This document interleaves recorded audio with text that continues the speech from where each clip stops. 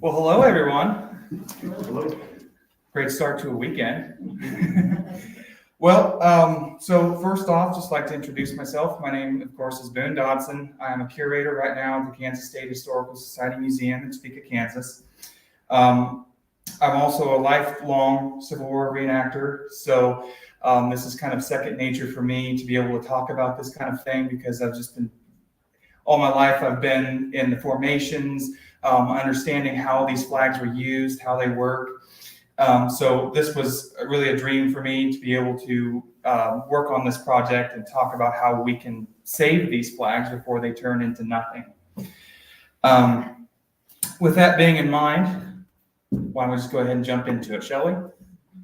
So right off the bat, we're looking at this front photo here. This was a photo that was taken at the 160th of Gettysburg earlier this year. I really enjoyed this photo. Of course, it's a reenacting photo, so it's not, a primary source photograph or anything like that, but it really shows well the formations that we're talking about and how the flags were used.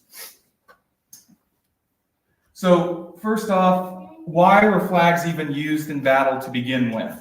So right off the bat, we're talking about what's called Napoleonic tactics. So you're talking about large formations of troops.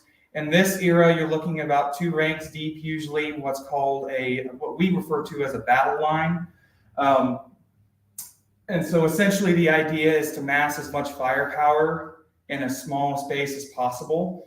This formations were used again in the Napoleonic Wars because they were all using what were called smoothbore muskets with an accuracy up to about 120 yards.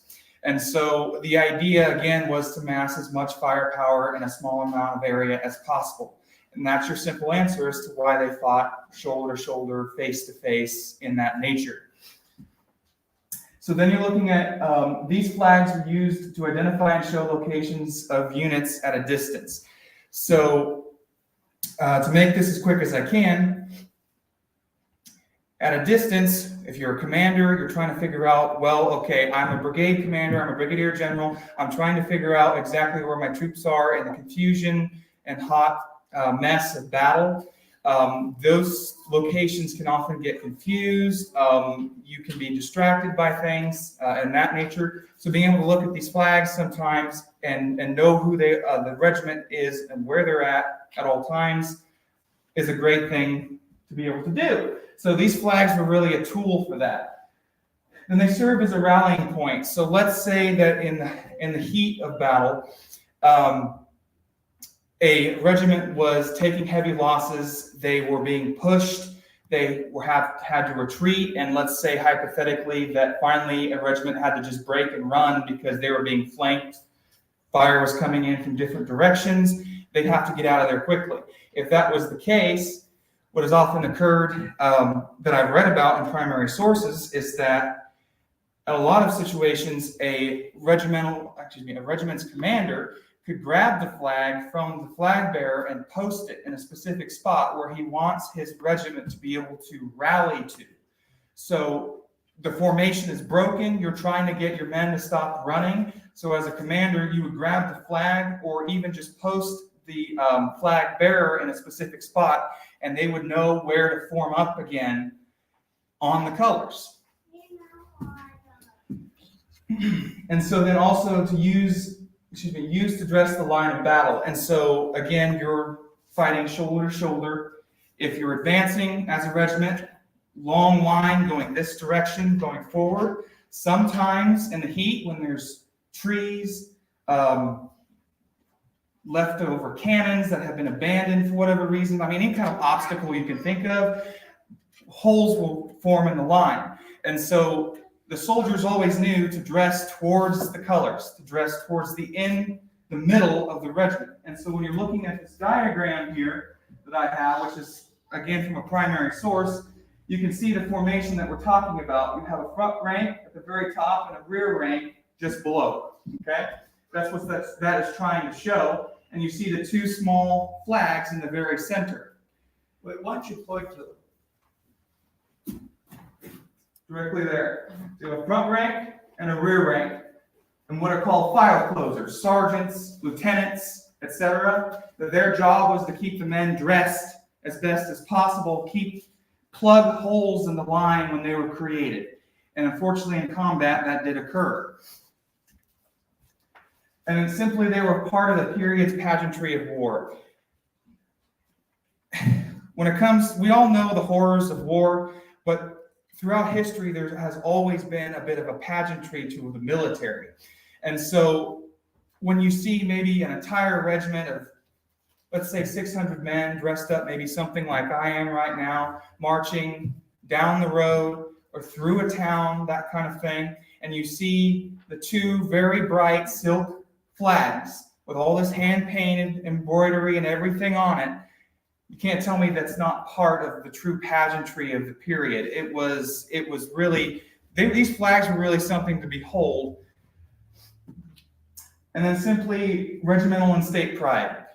There were certain regiments, for example, like the Iron Brigade, the 6th Wisconsin, if I remember correctly, the 2nd Wisconsin, several other regiments that were in it, that they all wore what was called the Hardy hat, like this, but it didn't have as much brass as I'm probably wearing on it today.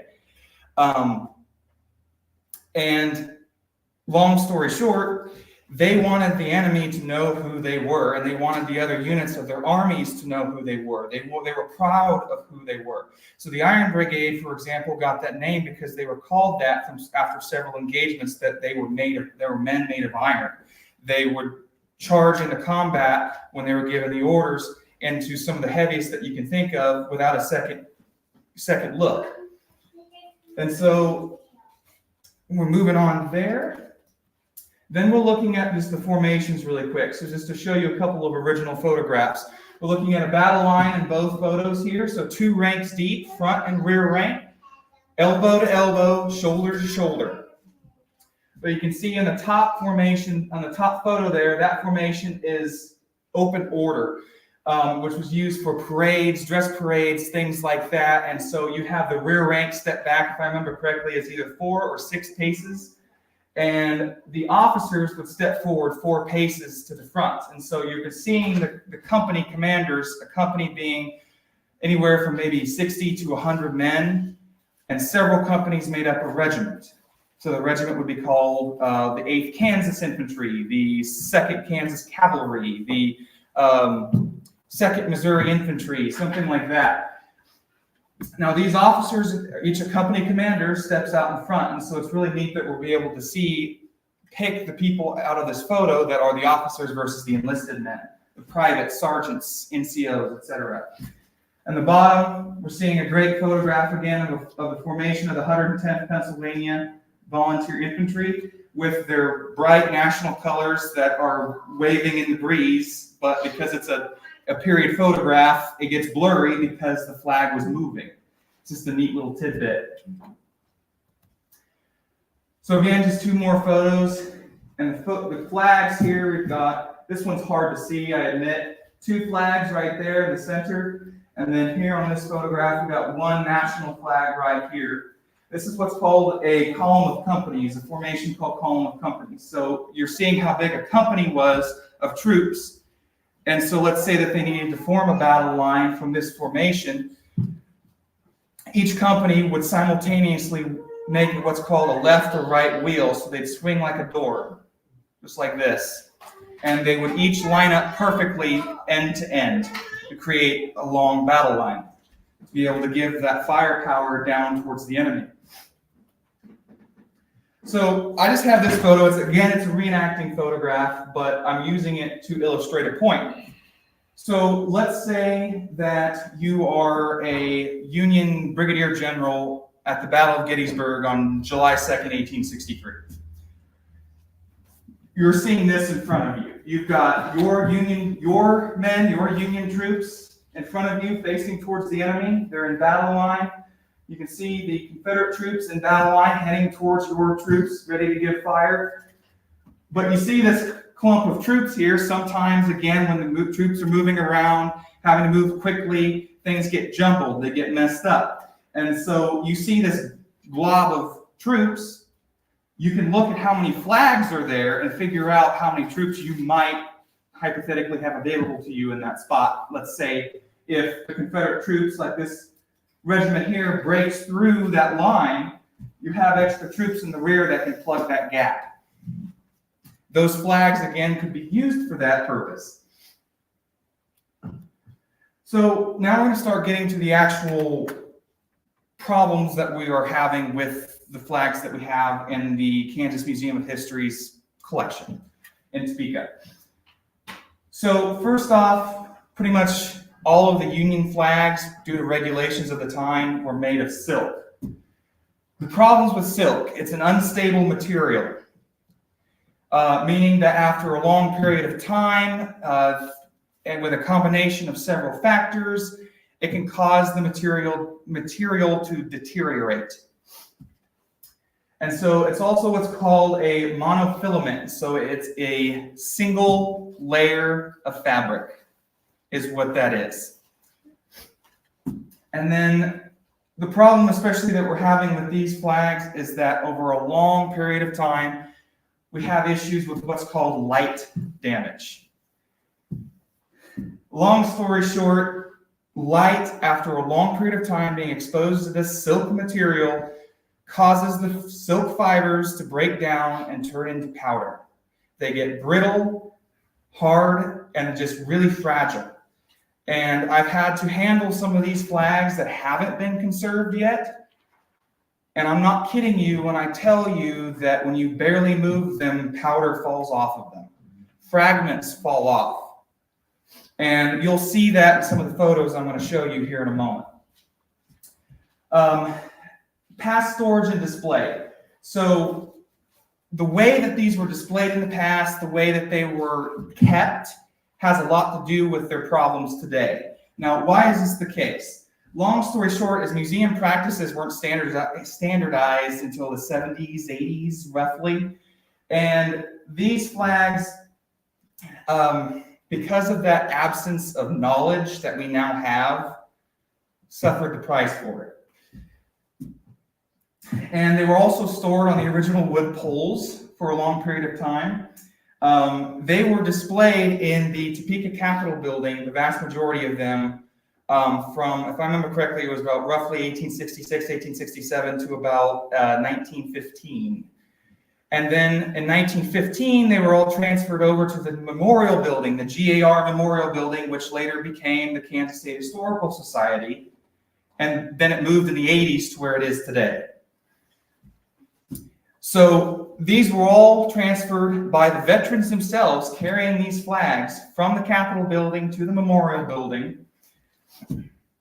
And then that's where they stayed on display in the memorial building from about 1915 up to about 1970s, 1980s, when it was noticed that fragments were falling off of these flags.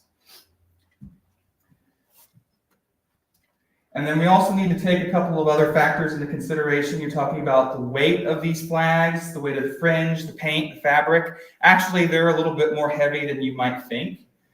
And then another factor we need to consider is battle damage. I'll show you some photos to illustrate that point here in a moment, but I'd like to point this out. So this photograph here is coming from an article that was taken. I got permission to use by the National Museum of American History. And what you're seeing here is two close-up photos of silk material from a suffragette's silk dress. So the top photo, the top half here, is from the outer layer of the silk, the layer that is most exposed to light. And you're seeing what the silk should look like on the bottom that's been preserved much better. So it's discoloration, fragments fall, fibers falling to pieces, that kind of thing, literally turning into powder versus what it should look like underneath. So we're talking about battle damage here, just some photos to illustrate the point. We got a great colorized photograph on the left of the 8th Pennsylvania Reserves Infantry Regiment. This is their national flag. Pennsylvania flags always had the state crest, the seal on the canton. But you're seeing some good damage from use on campaign and combat, that kind of thing. And then on the photograph on the right is, I know it's hard to read there, but it says, the colors of the 22nd Regiment after the charge at Chickasaw Bluffs near Vicksburg, Mississippi, December 29th, 1862. So The 22nd Kentucky Infantry Regiment is what those two colors represent. But that's just from one engagement, at least according to the label. Could be for more as maybe a combination, but long story short, I think that photograph pretty illustrates the point. Just in combat can cause that much damage to these flags. So those are by default a lot harder to conserve here today. And then we're just talking about the color guard of the 23rd Ohio Volunteer Infantry. So a color guard usually was consistent, if I remember correctly, about 9 soldiers. This photograph is showing 8, but again, using these photographs to illustrate, we have the national flag of the regiment and the regimental flag of the regiment on the right. So the regimental flag have the painted eagle, and in this case, embroidered eagle.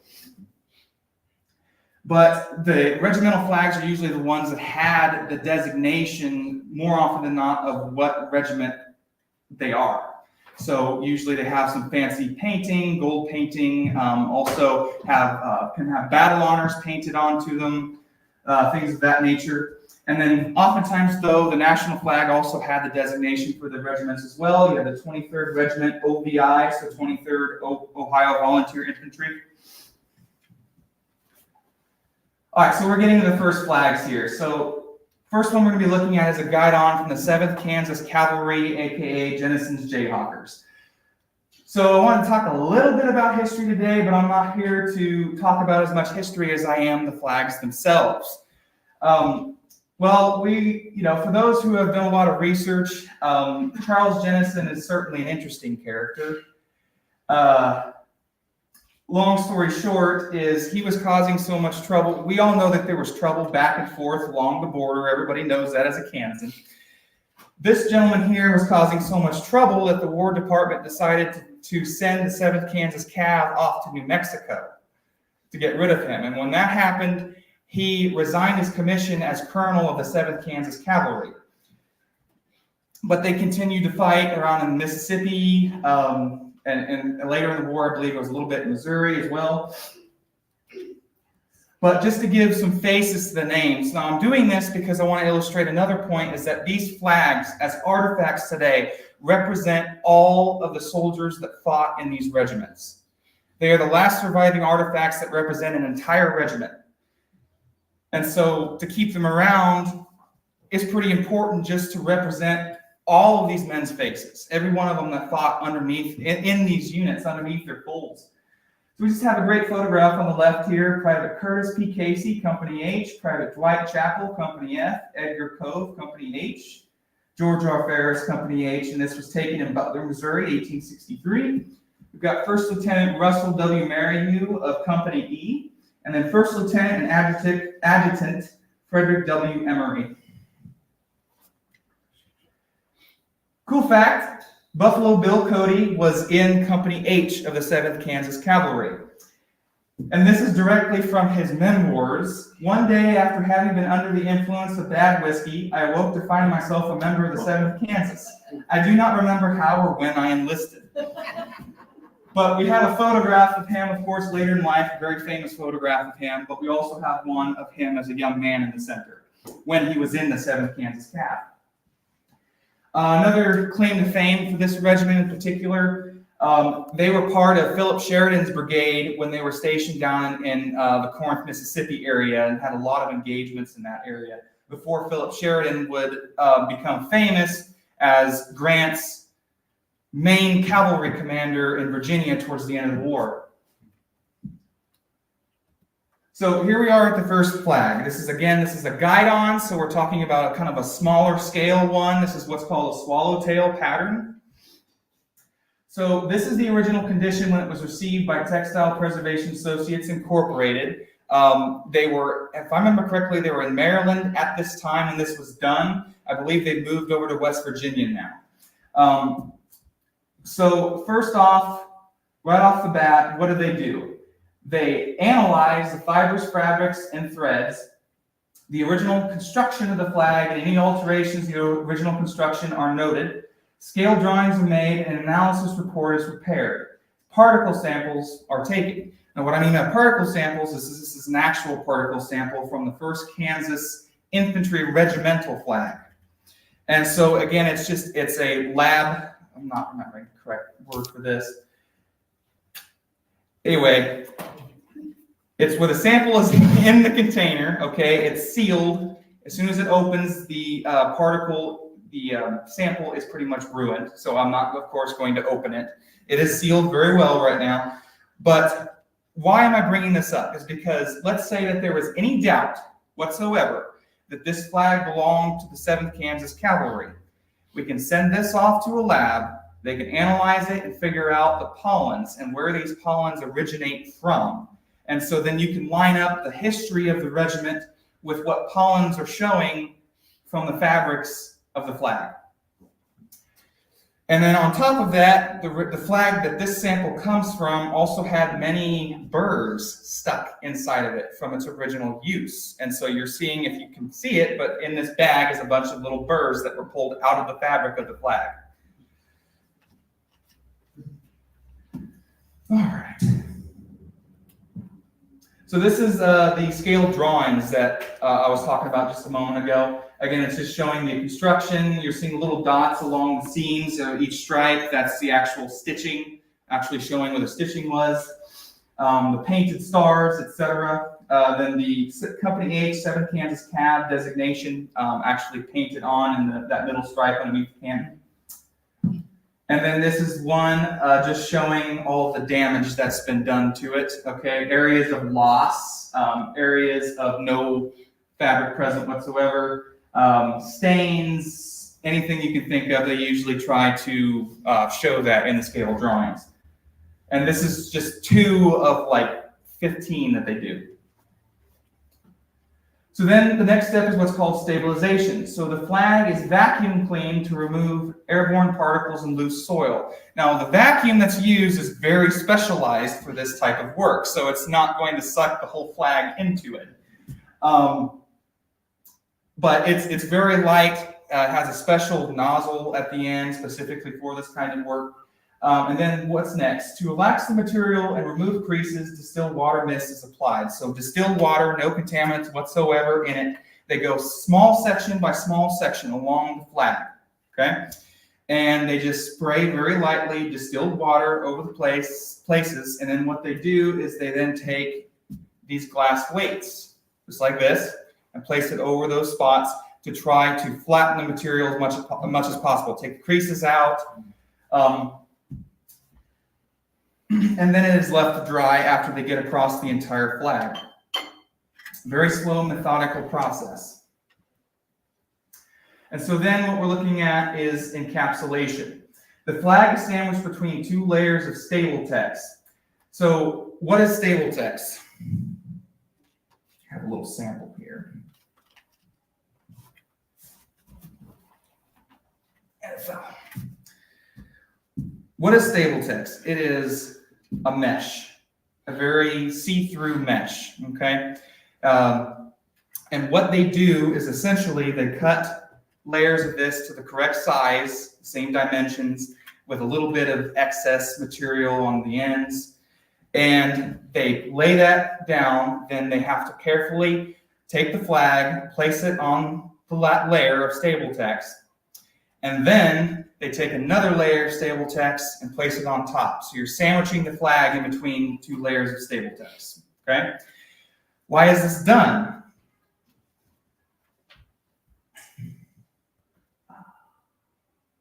Yes, okay.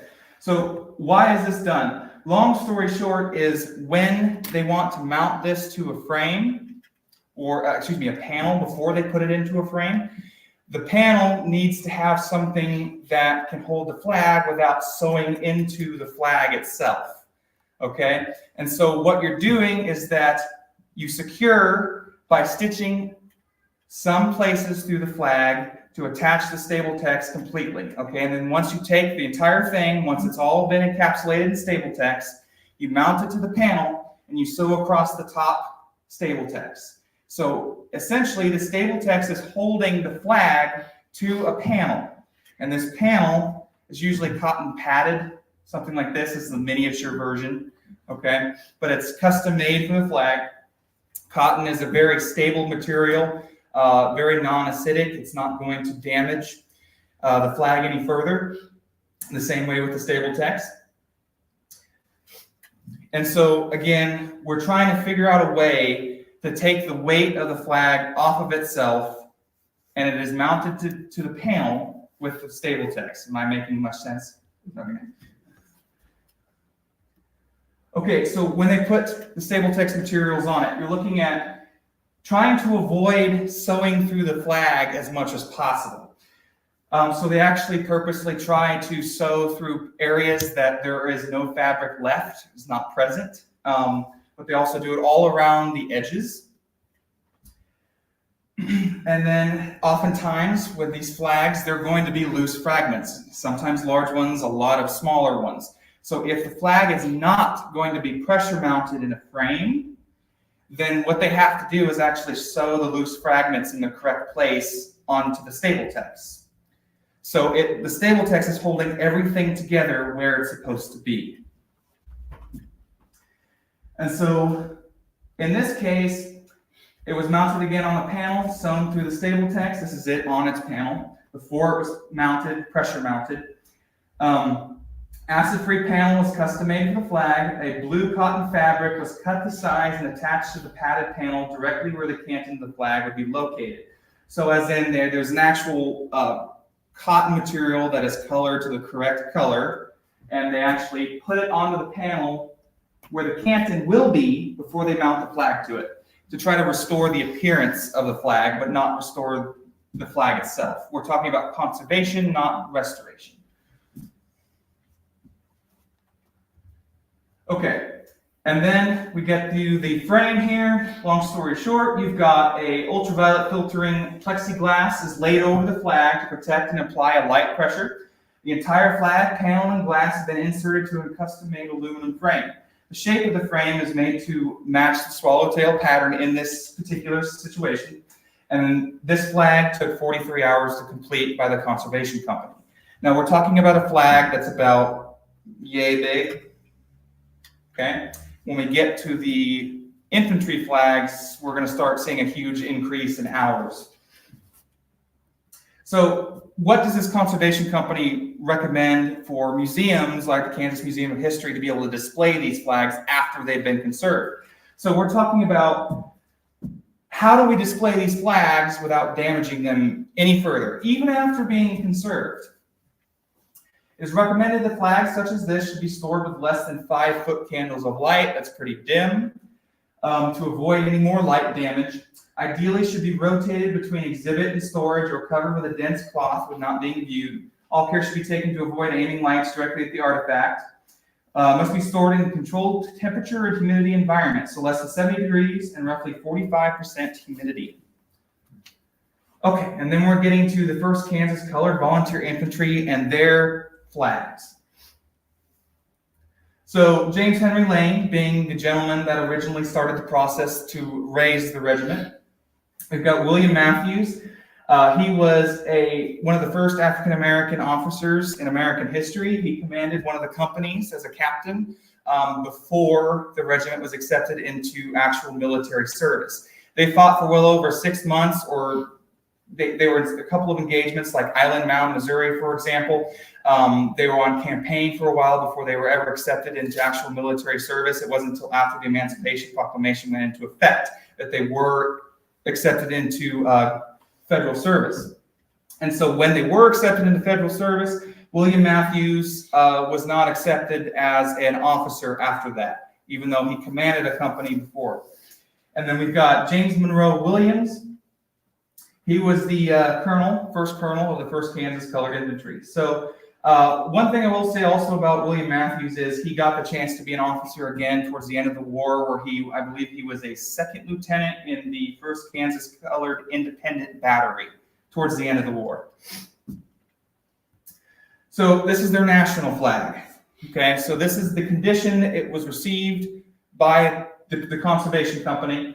They're all stored like this in our back collections because this is the way that they were left to us. And how we store these is essentially there's just a very large tube, okay, and the ends of the poles, what is wrapped essentially just a ton of acid-free paper, okay, and so you slide the entire flag in and out of the tubes, and the paper basically keeps a distance from the flag to the outside of the tube, if that makes any sense. Okay, here it is unrolled. So this one was actually in really good condition, but as you can see, where is most of the damage? It's towards the very end of the fly. This is the area that got the most light shined on it, essentially. So this one was a bit of a pain for them to get off of the pole. They had to remove several tacks. There was a string in the pole that had to be unwrapped from a nail. And then the nail was removed, the pole sleeve, which is, of course, the sleeve of the flag that the pole is inserted into right here towards the left side. It was quite a challenge because all of those nails were basically holding it all in place, and they had to remove all of those. Fabrics, sewing threads, again, are analyzed, construction alterations noted, samples taken, etc. And so then it is vacuum cleaned, humidified with distilled water mist, fragments realigned, flattened and dried in glass weights placed on the flag. So this is again after it's been flattened out, but now we can see at this point how much damage has really been done to this flag over 160 years. And then at this point, again, this was partially encapsulated with stable text because it was deemed in this particular situation that this canton was actually in very good condition, and they weren't too concerned about that breaking apart anymore after it was conserved. So the decision was made to just encapsulate, omit the canton and encapsulate the rest of the flag. So again, attached to a panel, then put in a plexiglass frame, very large aluminum frame. The entire unit was then inserted into the frame, and then this one took 105.5 hours. And so for those who haven't seen the size of these flags, we have a reproduction national flag here. So just to illustrate how big of a flag we're talking about, 6 foot by 6 foot 6 inches. Now this one is one that belongs to my home reenacting unit. So it has a different designation that's not Kansas, it's 21st Missouri on there, but it's still the same style, it's still regulation, but we're talking about silk here. So it's a little lighter. Well, it's lighter than a cotton flag of this size would be, but it's still fairly heavy, heavier than you'd think.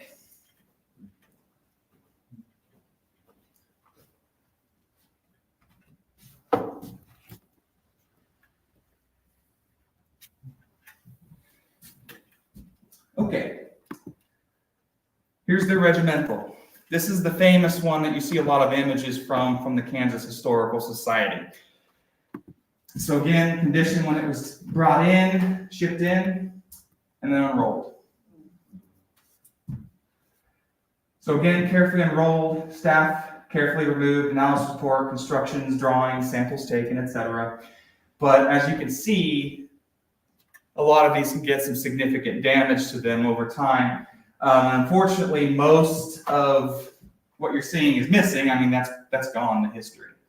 So there could have been battle honors that were painted on, just like these on the far side. We'll probably never know what they said because they're gone.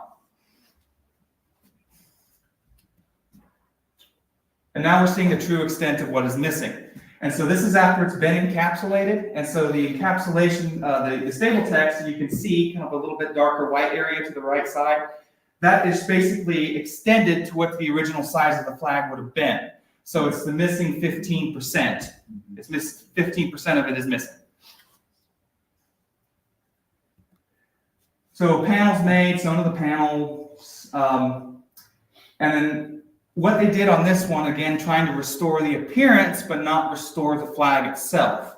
And so they took a matching, very stable, modern silk material, and they applied it to the panel first before they put the flag on. And so it is all cut to what the original size of the flag would have been. And we get to, I have to admit, I'm a little biased. This one's my favorite. So we got a famous photo of several gentlemen of the 8th Kansas on the left, very famous photograph. And then we have Colonel John Alexander Martin on the right. He was the 8th Kansas's probably most famous commander throughout their history. So this flag is basically my goal for the future. I want to get this flag conserved as soon as possible. And I'm going to read its provenance off to you all, and I hope that you can understand why. This national flag was part of the first set of colors that was carried by the 8th Kansas Infantry. The regiment's first set of colors were ordered by its first commander, Colonel Henry Wessels. Wessels was a grizzled veteran of the Mexican-American War and served in the U.S. Army for many years leading up to the American Civil War. He was serving as a major in the 6th U.S. Regiment of Infantry when he was commissioned Colonel of the 8th Kansas by Kansas Governor Charles Robinson. He served as colonel for a brief time before being transferred by the War Department to the Army of the Potomac to serve as a brigadier general of the Brigade of Infantry. This flag, one of two, was received by the regiment in May of 1862. Before this time, the regiment was split by companies. Each company was guarding the borders of Kansas, fulfilling their role as a home guard unit. Its members were promised that they would never leave the borders of Kansas. Yet, in certain situations, of course, they did before they even were actually, as a whole, sent out of the state.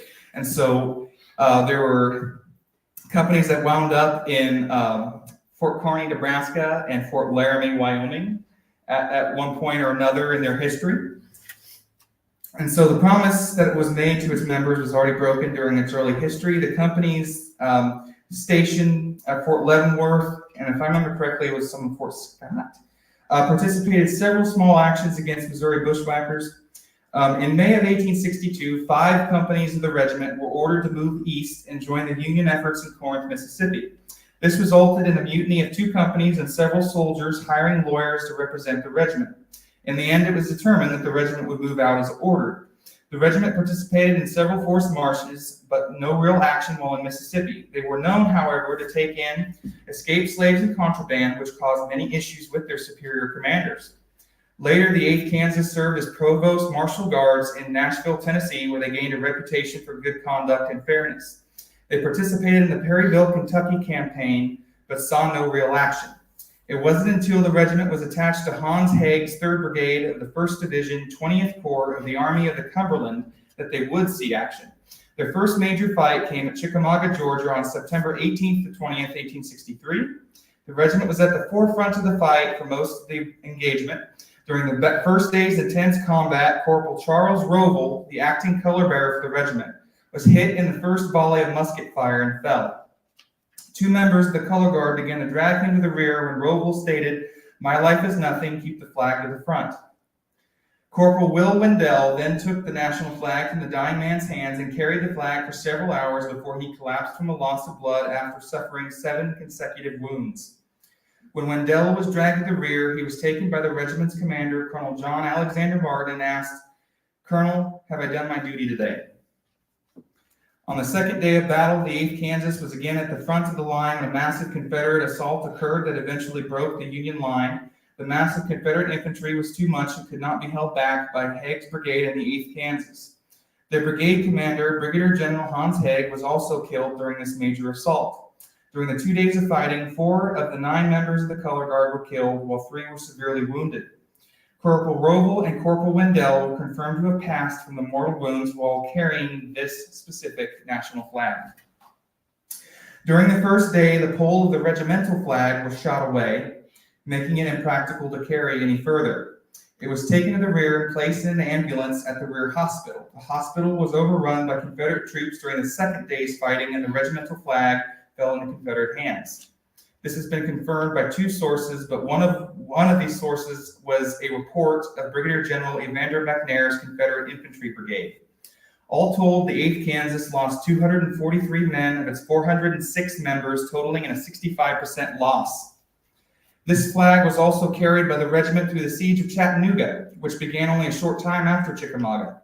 To break the siege, the brigade the regiment belonged to was ordered to assault the rifle pits at the base of Missionary Ridge and provide a distraction for the main assault in another portion of the battlefield.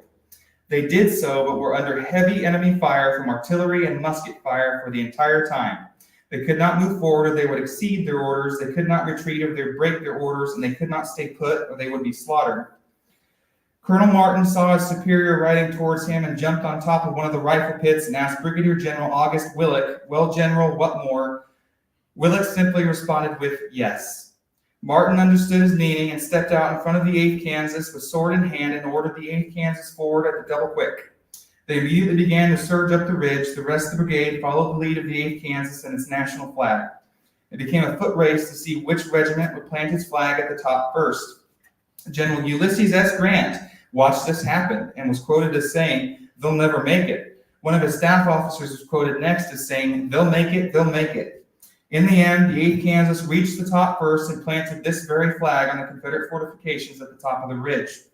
This action broke the Confederate siege lines around Chattanooga and allowed the Army of the Cumberland to break out from the siege. At the end of all this, the regiment's reenlistments ran out. Most of the men reenlisted as veteran volunteers. The regiment returned home on furlough and took part in a ceremony in Leavenworth, Kansas on April 13th of 1864, where they turned in this flag to Kansas Governor Thomas Kearny. The Leavenworth Evening Bulletin stated, "The stars shone but dim through the ugly tears, while the stripes could scarcely be distinguished." The men returned home for furlough before being reorganized, given new colors, and sent off to war again, where they participated in many actions, including the Siege of Nashville and the Battle of Franklin, Tennessee. Overall, the regiment took part in 15 battles, 18 skirmishes, and marched over 10,750 miles. It was the last Kansas regiment to muster out in January 1866. So, given that provenance, I had to find this flag. The thing about the flags that we have in the collection is that we know which flags belong to which regiment, but some flags for specific regiments, we don't know which one is which, when they carried this flag during from this period to this period, and this flag from this period to this period. So, using a lot of these primary sources and other sources, including that description from the Leavenworth Evening Bulletin, I knew I had to find this flag in one way or another. So what we did was we took the 3 national flags that we have, that we know belong to the 8th Kansas, and we pulled all 3 of them out of a tube. And just basically analyzed each one to the best of our ability, based on period descriptions, such as the Leavenworth Evening Bulletin. And we got lucky, too. We took out, again, the 3 national flags. This is the first one we pulled out. I had a feeling right off the bat this might have been it. Just looking at it, for one thing. The second one we pulled out had a label on the pole. And it told us specifically how many soldiers were lost from the regiment while this flag was being carried. And so thanks to sources, we were able to determine that that was their second flag that they carried. The third one was in way too good a condition. Simply put, this has to be the one. There's no doubt in my mind. Right off the bat, you're seeing on these photographs, these are black powder stains from somebody's hands rubbing on it, so a soldier's hands. But there is also just a lot of deterioration here. So this whole area here is what we would call shattered silk. So it's literally shattered and it's just starting to deteriorate and just simply fall off. Again, stars from the canton are falling off, and it looks like the majority of the fly on this flag is all wrapped up right here, and which is that section there. And it's when I describe this flag, there's no other way to say it except crusty. That's bad. It's really bad condition. This would have had a lot of battle damage to it. Which is, I believe, is why it's wrapped on this pole so differently. And then another period description from the Leavenworth Bulletin was saying is that the stripes could scarcely be distinguished. You can't see any of the color for the remainder of the fly on the far right photo, can you? It's all tan. So the red dye is gone. So we got an estimate on how much this would cost to conserve, and we're looking at about 38 grand.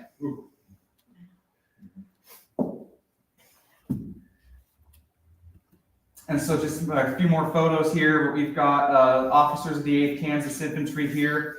On this far right picture, we have Captain Edgar P. Trago. He would be killed at Chickamauga. This photo was taken only a few months before Chickamauga. That's a story. Trago County is named after him. He went on, after the first day's fight at Chickamauga, that very heavy, very, very nasty fighting that first day. The whole battle was very nasty, but they took some severe casualties just in the first day. And he decided to go on a mission of mercy with a few volunteers to try to pick up as many wounded men of their regiment as possible. He was killed by a sniper's bullet while bending over one of the soldiers' bodies. So again, in his honor, Trago County was named. And we have a photograph on the left of several officers. I believe this is John Martin here in the center. Again, that's John Martin in the center there, but we've got several officers there. And then John Martin was governor of Kansas from 1885 to 1889. We got a photo of him in service on the left when he was governor on the right. This is their monuments today. You've got on Missionary Ridge, you've got this fantastic monument on the left. It's got power lines around it, but let's just be thankful it's there, right? But to me, it's really something to think that statue, the flag that's being portrayed in that statue, would be the same as the one I'm working with. It's a very neat thing. And then their monument as well at Chickamauga on the right. Neat thing as well. This is Hans Haig's brigade flag that would have followed him everywhere on the battlefield. John Martin became the brigade commander after he was killed at Chickamauga for a short time. When he came home with the regiment, he brought this along as well and also turned it into the state.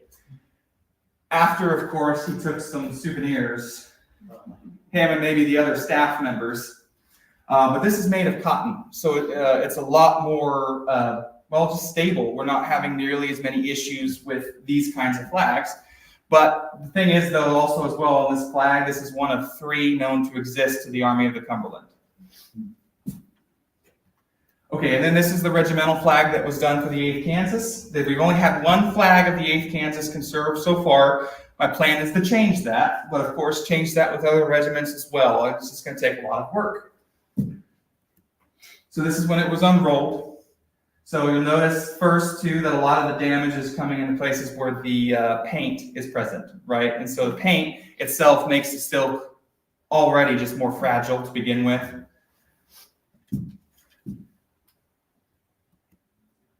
After it's been cleaned, flattened, etc. This is also after it's been encapsulated. And then once it's been put on the panel, they added brown cotton material to the panel first in this situation just to fill in parts of the eagle, but they didn't want to fill in, it was decided that they didn't want to fill in anything else here. This series of holes is believed to be caused by a nail that was on the pole, an original nail that was placed there to hold the flag in place. This is after it's been put in the frame, so that's why it's a little bit shiny, a little bit of a mirror image. This one took 90 hours to complete. Here's some other flags that we have right now. I just went in the back collection, opened some drawers, took some pictures. These are 2 cavalry guidons. The one on the right is in great condition. It just has a lot of bleeding, stains from the bleeding of the red dye. And then on the left, we have a guidon that is starting to deteriorate pretty rapidly. We've got several fragments falling off there. Fragments towards the end of the flies are falling off.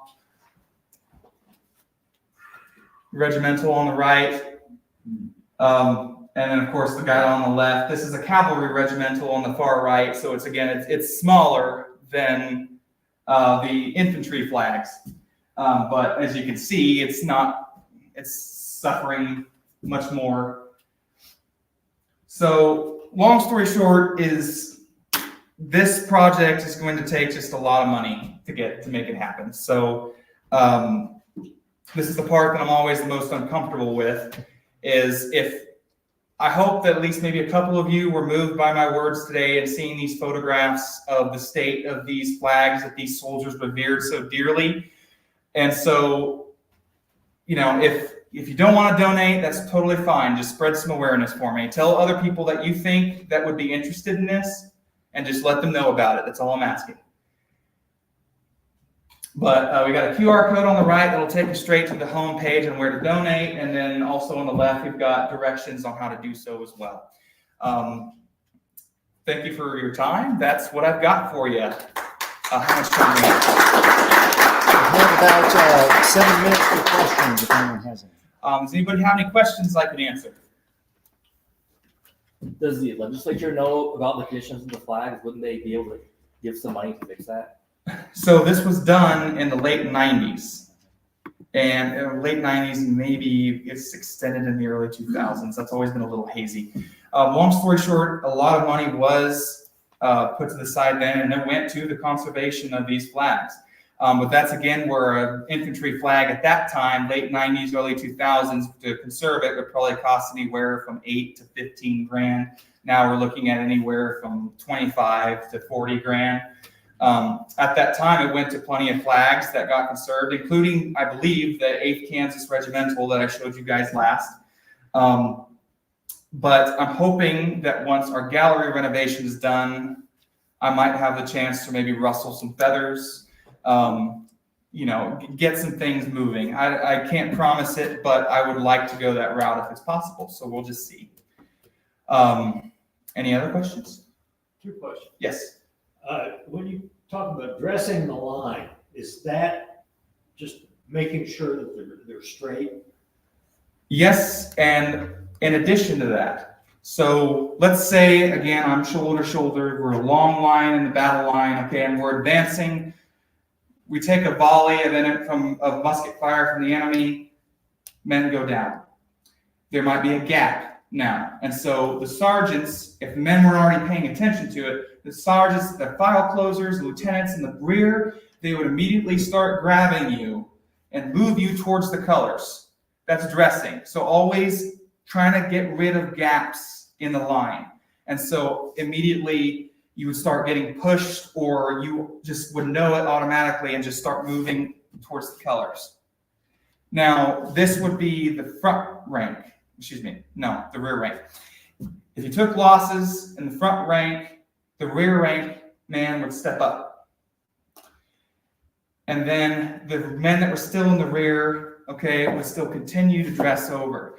The idea was the regiment would still stay the same length, but the rear rank would be the replacements for the front, if that makes any sense.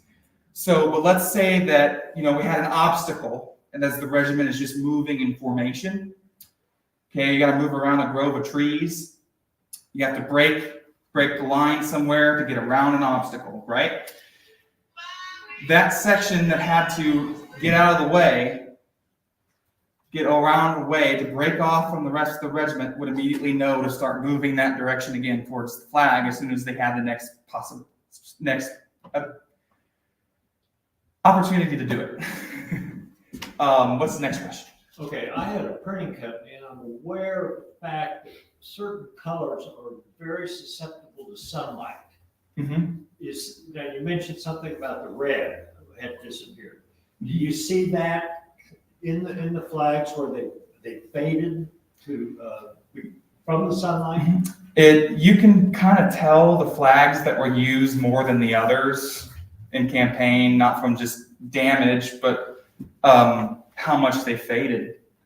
The blue seems to stay pretty bright, but the red, it fades pretty quickly after some use. Now that was their dyes in that time period.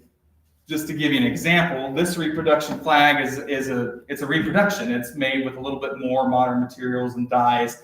So this has been used for 30 years in a reenacting sense, but you can see the colors are still vibrant. So that's kind of giving you an idea of the differences of what they had available to them versus what we do now. Okay. Any other questions I can answer? If a group wanted to adopt a flag, a particular flag, is that possible? I would say it's possible. That has not been something that I expected. But I'd say we could definitely make something happen there. Absolutely. We just have to talk about it. You will October the 19th. There you go. Yeah. Sons of Union Veterans Meeting. Yeah. Like retention policies, are there current flags being accepted for like National Guard units or anything like that to the archives? So, it all depends upon who's offering something to donate. We haven't really had any kind of offers like flags for anything modern. I know we do have one Kansas state flag that was flown over a forward operating base in Afghanistan in about like 2005, 2006.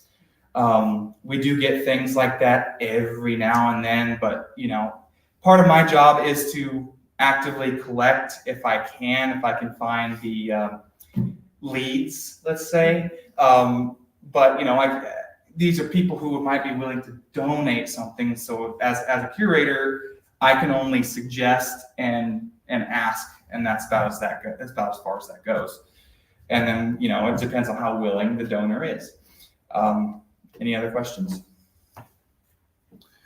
Boone, when we were promoting this event on Facebook to let people know about it, we got a question from somebody who asked, is there anywhere where somebody could purchase reproductions of Kansas flags, like the first Kansas colored infantry flag? So as far as that's concerned, I haven't seen any like modern house flags in the shape of Kansas, trying to mimic Kansas flags, especially federal ones. I've seen some for Confederate used ones that have actually wound up in our collection. But nothing for like house flags. Now, if you're wanting something like that, there are certainly a couple of makers that are left, but they're very expensive. Very expensive. You're probably looking at, let's say you want a regimental flag with the painted eagle, the letters and everything, battle honors, all that kind of thing. You're looking about maybe $3,000 to $5,000, depending. If you want like a basic national flag, you could be looking at anywhere from $1,000 to $2,000. Again, that's for a reproduction, right? As far as who makes them, they're very few and far between. But any other questions? There's actually some available on Etsy. Oh, Kansas yeah. flags. Yeah. And eBay. Okay, so I do know of this, that I do remember. There are these small cutouts, like yay big, that are framed that you can get. I know there's one at least of the 8th Kansas. Right. But there was another question. Has there been any collaboration with the State Historical Society with other states and organizations? And are you aware of much of that happening? Similar programs going on? So I've actually have contacted other states with certain questions for their Save the Flags projects, because we're not alone in the same problem. New York, Pennsylvania, Michigan, Wisconsin, they also displayed their flags in their Capitol buildings for about almost 100 years or more in some cases, and they're suffering from the same problems. And so they've had to have their own, but also some of those states, like maybe New York or Pennsylvania, for example, do have more funds available to them to be able to make this happen. And not to mention, let's be honest, the Civil War is a little bit more popular back east sometimes than it is here. So it can be,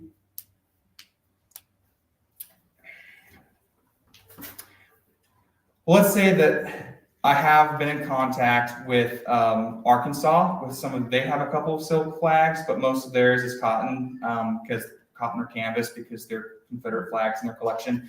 But like, for example, Wisconsin, I got a hold of because they had one particular flag that had as much damage as the 8th Kansas National that I'm looking at trying to have done. And I was just curious as to how long it took them to get it back. if they were willing to talk about the costs, things like that. But as far as actual like programs working together, I'm not aware of that happening very often because each state has their own issues with their flags, basically. Anything else I can answer? Okay. Well, thank you all very much.